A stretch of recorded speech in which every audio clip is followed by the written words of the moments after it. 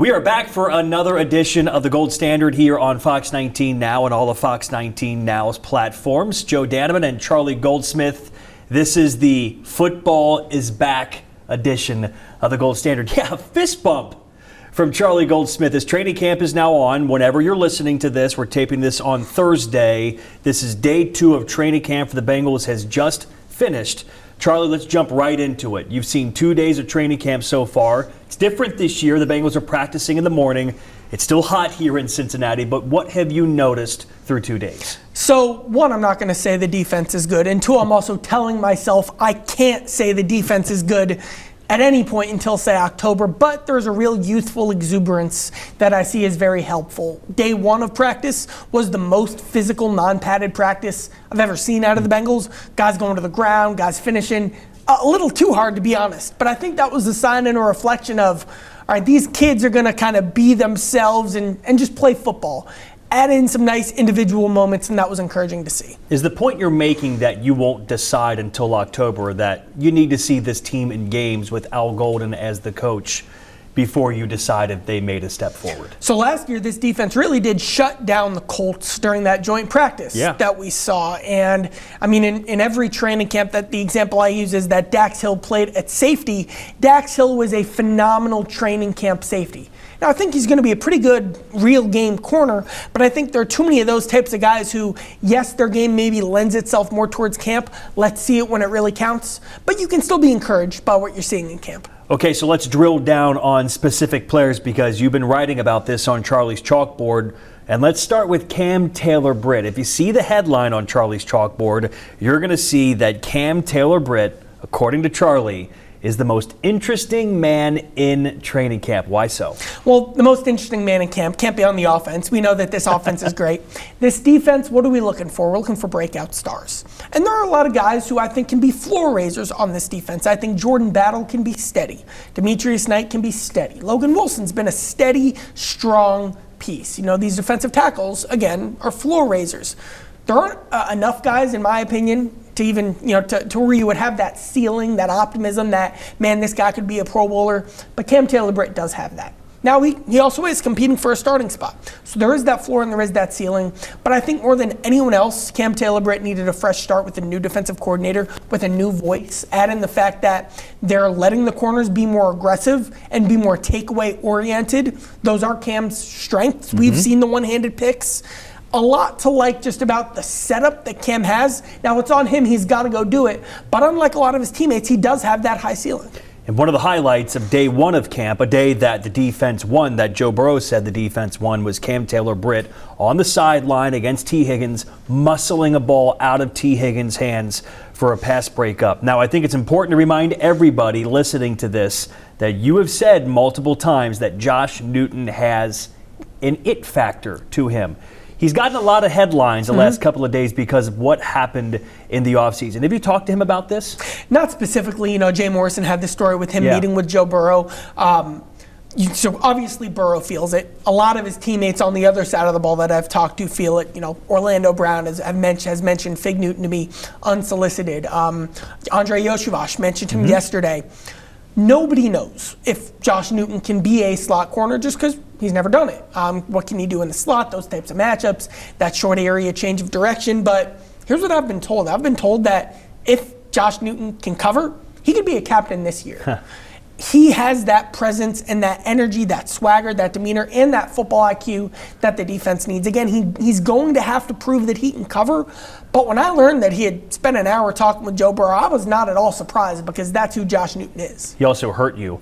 He did. He gave me a fist bump today. I told you earlier, the hardest fist bump I've ever seen. This guy's got juice. It's interesting because that paints a little bit of a picture of his personality. That's who Josh Newton is. Okay, I want to ask you this because we've talked about the defense so much, and we'll keep doing that here on the Gold Standard as we get towards the regular season. I want you to paint a picture in my mind of what you think the starting corners and the slot corners will look like on day 1. If everybody's healthy, everybody makes it through camp, Certainly there's a wild card here I'm talking about with Dax Hill. Who do you see as the starters, if you were going to say outside corner and also slot corner as of now?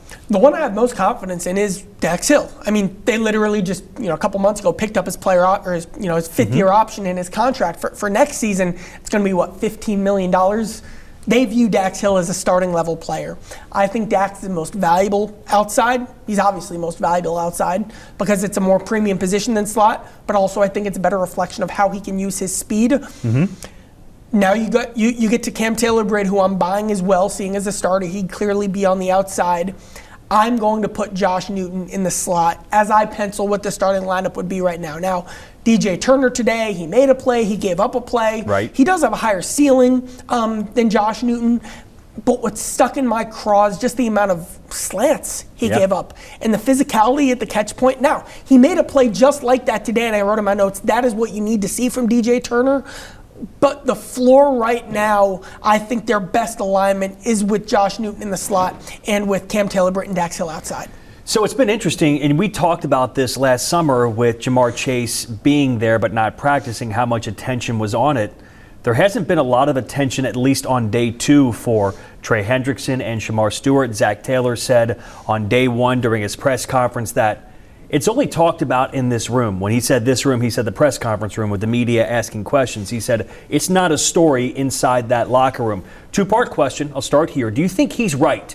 Do you think it's only a story in the media room, or do you think guys in that room are talking about and wondering about where are our top 2 expected to be pass rushers? I mean, obviously they wish they were there, and there would be benefits and dividends for them being there. But you know what I think the biggest story, specifically in the coaching rooms and conversations with the front office, it's the point that we've all forgotten that we were screaming from the mountaintops in April. None of us know yet if Shamar Stewart can play. The sack number speaks for itself, but there was so much development that when they drafted him was going to be the key, the important, where he has to grow, what he has to develop, the technique and the instincts and the counters that, year 3, for example, Miles Murphy is still trying to make sure he has figured out and solidified them where they need to be. Shamar Stewart needs all of that to be an impact player. If he had all that, he wouldn't have been available to the Bengals where they were picking in the first round. To me, that's the biggest distraction, is when they come down and sit down week 1 and say, what is this defensive line rotation? Well, it's going to be a distraction in the room when someone raises their hands and says, can Shamar do this? Can Shamar do that? We don't know, and you need that information. That was part 2 of my question, is we fall into this word distraction. And I think sometimes people misconstrue what distraction means. It's not just the media asking guys in that room a couple of questions about Trey Hendrickson and Shamar Stewart. There's a distraction that's a domino effect with this team, wondering if some of their best players are going to be there. I think it affects roles, too, about where guys are slotted in and who might be playing where at what time on what down. Do you think that's something as they get closer to preseason games, and then certainly the regular season, that would be a concern if these 2 guys aren't there, that guys are wondering, A, are they going to be here, and B, how does that affect me? 1,000%. But obviously the room starts with Trey Hendrickson. So when Trey Hendrickson's not there, everyone on the entire defense's role changes. So that thought has to be in your head. And then Shamar Stewart, especially because versatility is such a big part of the plan, outside on early downs, move inside on third downs to a defensive tackle spot, kick him around, different matchups, different alignments.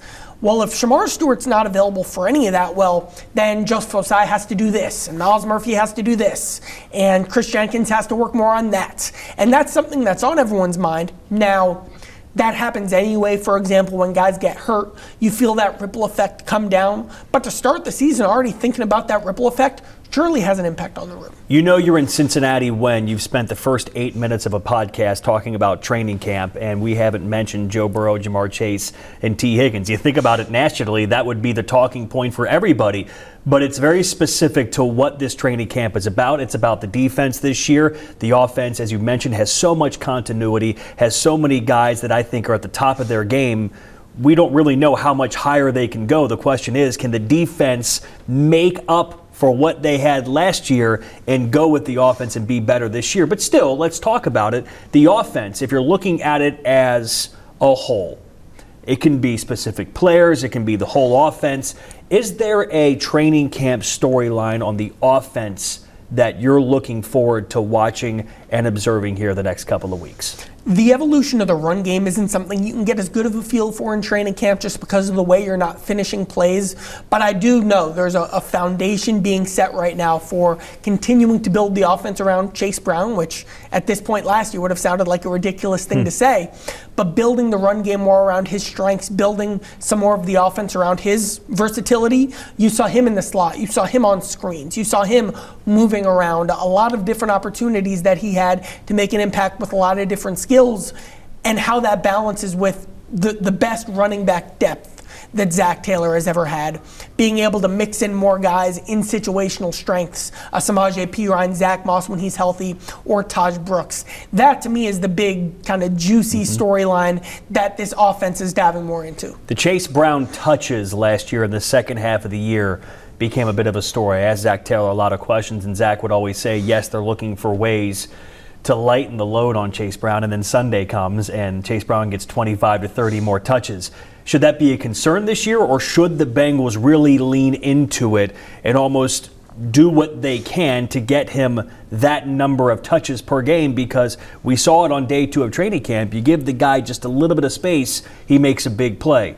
Tell me what you think of his touches. They should be giving him as many or more touches. But there's flexibility here because Chase Brown also had to be their third down back last year because, Travion Williams and Kendall Milton weren't going to be pass protecting. Samaje Perine is a better third down back because of the value he has picking up blitzes than Chase Brown. Now, there are going to be third down plays. Maybe it's third and forever and you drop a screen. Maybe it's third and 1 and you want to kind of have him have a rub route where he separates past the safety. They've done stuff like that. There are going to be third down plays for Chase Brown, but because of how good Samaje is at one specific thing, he's got his role in a way that no other running back other than Chase Brown had any role after week 9 last season. So there are more ways to manage that on the plays where Chase Brown isn't getting the ball. You asked Joe Burrow an interesting question during his introductory press conference as training camp started. You asked Joe, are there still football things that you can get better at or you're working on at training camp?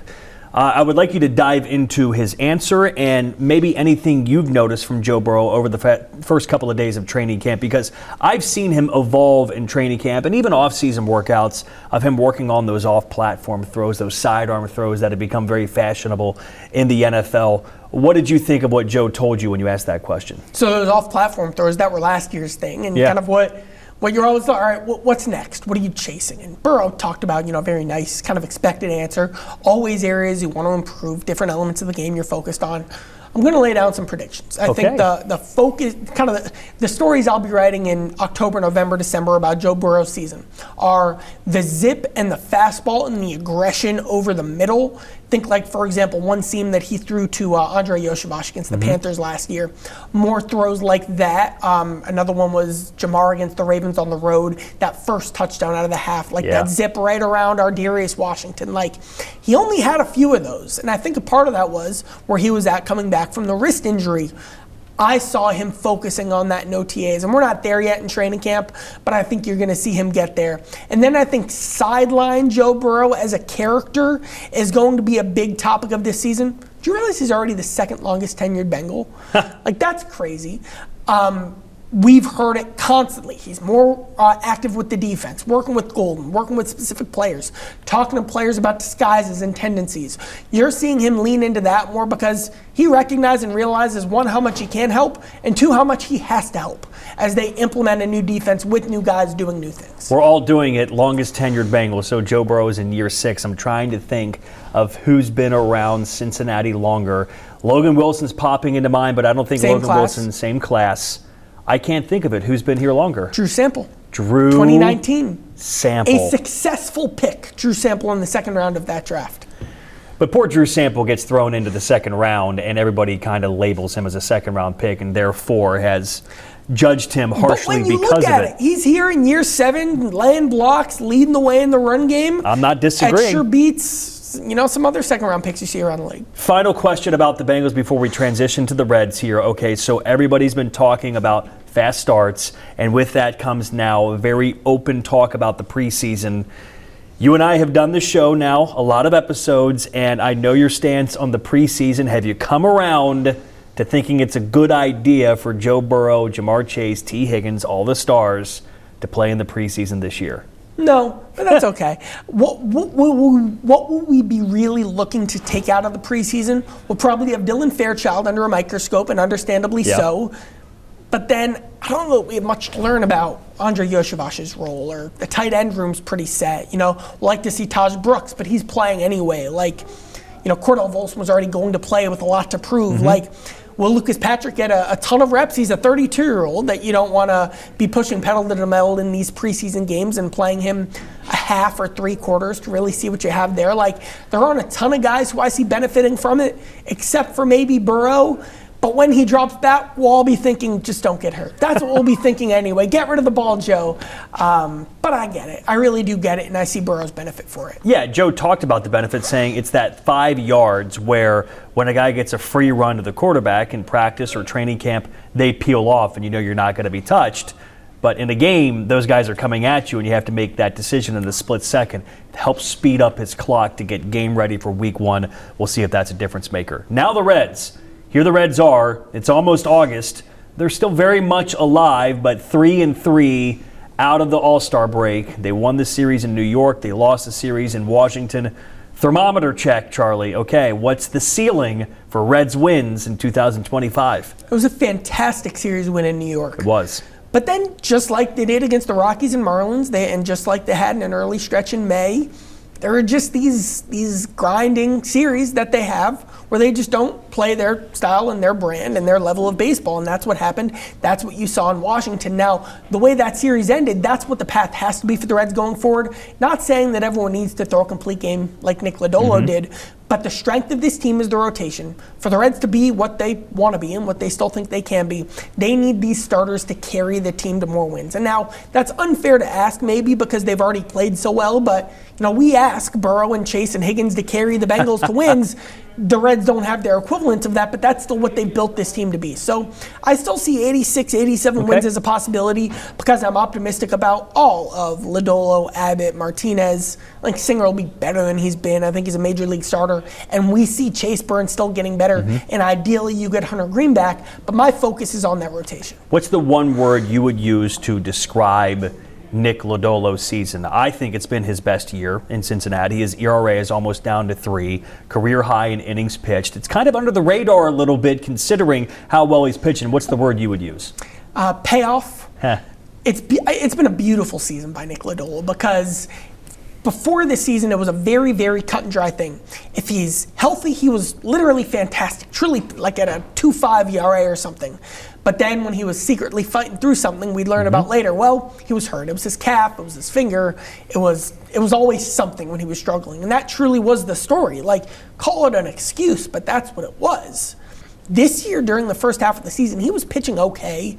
I know he was completely healthy. I talked to Nick several times about this. He said, this is great because I'm not even throwing the best version of my breaking ball. His breaking ball is his thing. His breaking ball is his bread and butter. His breaking ball is his Burrow to chase. The fact that he had like a 3.4 ERA and he wasn't even doing what he did best yet, now that's caught up. And you saw him whip a breaking ball by Tatis. You saw him whip a breaking ball by Juan Soto. And I was saying, this is coming, and now he's got the best version of that pitch. This is Nick Lodolo at his best, and that is a darn good pitch. Trade deadline is coming very fast. As of this taping, we are 1 week from the Major League Baseball trade deadline. I'm going to save specific questions for the Gold Rush.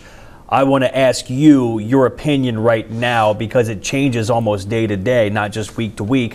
Where do you think the Reds are in their thinking now as they have one more week of games before the trade deadline hits? They're looking to improve the team. Okay. They're not going to trade top prospects. And the sense I get is they're not looking at 2025. Not going to trade top prospects at all. Now, who are the top prospects? Right. I think that's definitely Sal Stewart and Hector Rodriguez and Chase Burns. You can and Alfredo Duno as well. I'll put him in that category. Edwin Arroyo? I think Edwin Arroyo's stock has dropped a bit. Yeah. I think Chase Petty's stock has dropped a bit. Cam Collier has had a great year, but you wish he were further along defensively. Now, to trade any of those guys, though, you'd also have to be getting a great player back. Yeah. Ideally, one with multiple years of team control.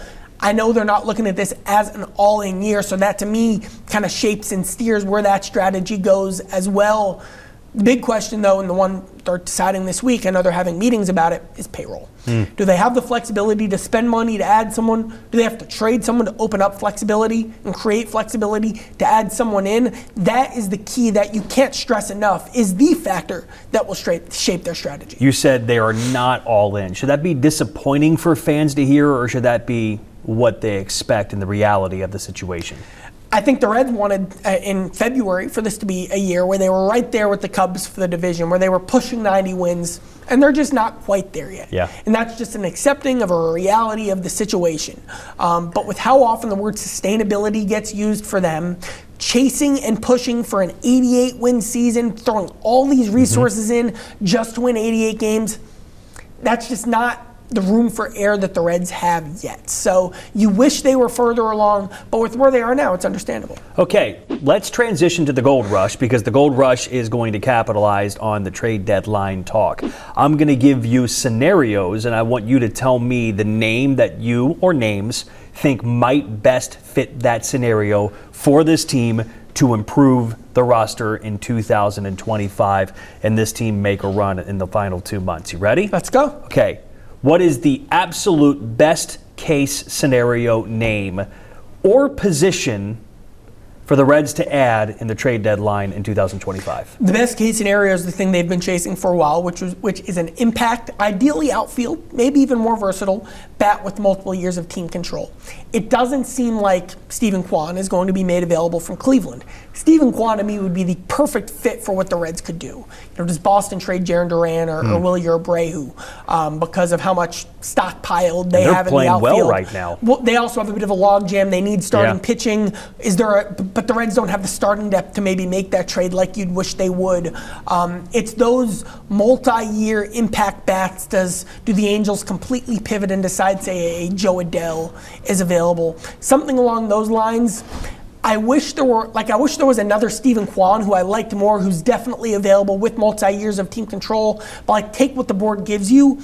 I don't love the bats I'm seeing available on that market right now. While that in theory would be the best case, I'm not seeing options with multiple years of team control that I love in that space. Is that why you didn't say Eugenio Suarez, because his contract's up at the end of the year? Eugenio Suarez's contract is up at the end of the year. I think the Yankees, the Cubs, the Mariners, maybe even Yankees, Cubs, Mariners, maybe even the Dodgers. Okay. They need Eugenio Suarez even more than the Reds do. So are the Reds prepared to enter a bidding war for the guy who's viewed as the best bat on the market this year? That's a little rich from my blood, and from what I've been told about the reluctance to go all in, that's how I could see it going with them. That's best case scenario. What would be the worst case scenario for the Reds at the trade deadline? The worst case scenario, when you look at the big picture and the reality of it all, the worst case scenario would be that they don't trade their guys on expiring contracts, Martinez, Hayes, Pagan, and then they don't make the playoffs.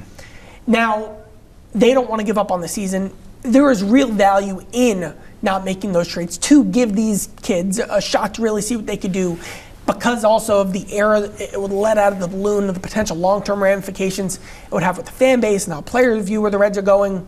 But on paper, financially, when you look at these guys just as assets, when you put assets into a window and then you don't maximize them, that hurts. But that's reality too. Okay, so we did best case scenario, worst case scenario. What's the most likely scenario for the Reds at the trade deadline? My perspective on this has changed. I think, so we've talked, for example, could the Reds trade Nick Martinez? Yeah. I've come around on this. I think the Reds need 2 Nick Martinez's.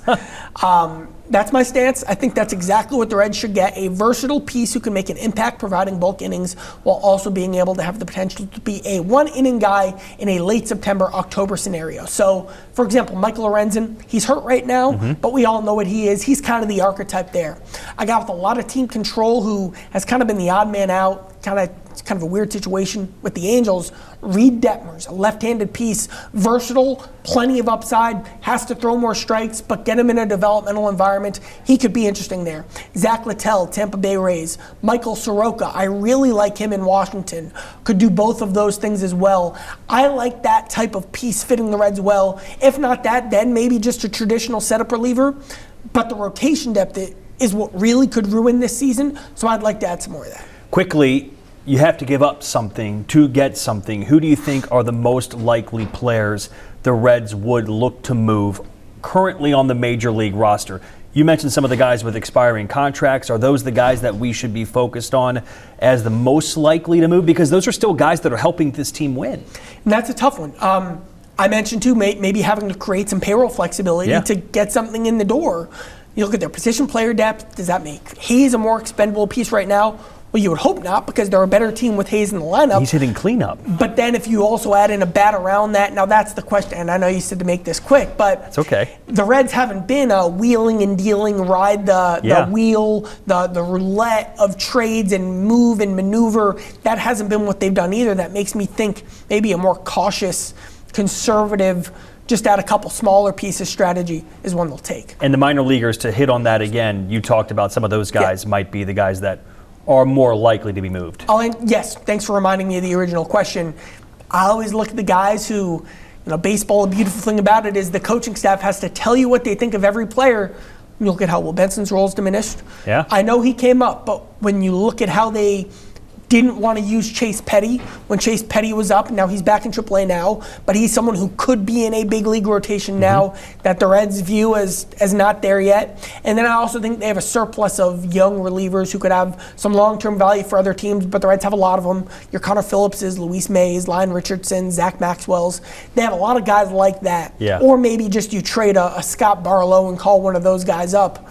That's an area they can work with as well. Okay, we'll finish the show with the Gold Nugget. This is when we dive into Charlie's notebook for stories he's written or is working on. You've had a lot of conversations so far inside the Bengals locker room after 2 days of training camp. What's been the most intriguing nugget you've come away with from your conversations with the current Bengals? What this year is about for a pivotal Bengal, Evan McPherson, is physical, not mental. Evan McPherson's a guy we've all overanalyzed his kicks from over the years. A guy who, kind of under the radar, has been dealing with the same right groin injury in 2021, in 2022, and in 2024. And last year, completely tore. Obviously, that's a reset point for him. Yeah. Made significant changes to his routine, to his rehab, to his recovery, to what they call prehab, before you do the thing, rehab. Pick the brains of a lot of other prominent kickers in the NFL to look at physically what he can do different. Because when he's been healthy, to start the 2021 season, and then he kind of grinded through it down the stretch that year, but then especially in 2023, when he's been healthy, he's been great. And when he's been hurt, he had a down 22, he had a down 24. So those changes that he's making, I think, will be the difference one way or another, success or not success. He's a game changer. When he's on, you look at the NFL, and there are stats out there about the number of one-score games in the NFL, even going back to last year, and I don't want to bring it up because I know Bengals fans feel like I'm picking at a scab here. When Evan's right, he helps them win games. I mean, he said it. If I make more kicks, we make the playoffs last year is what he said today. That's how he's approaching the season from a pressure perspective, too. That is the gold standard for this week. Charlie Goldsmith and Joe Danneman. We're going to be next Wednesday because I'll be hitting the road on Thursday, our normal taping day, for the Reds and Braves at the Bristol Motor Speedway. So look for our coverage all over there that weekend. We also have a live show at Bengals training camp next Thursday, 2 to 3 o'clock. Charlie will be a guest on that show as well as we continue this busy time in Cincinnati of the Reds trying to figure out who they are at the trade deadline, of the Bengals also at training camp. For Charlie, I'm Joe. Thanks for watching and listening on Fox 19 Now's platforms.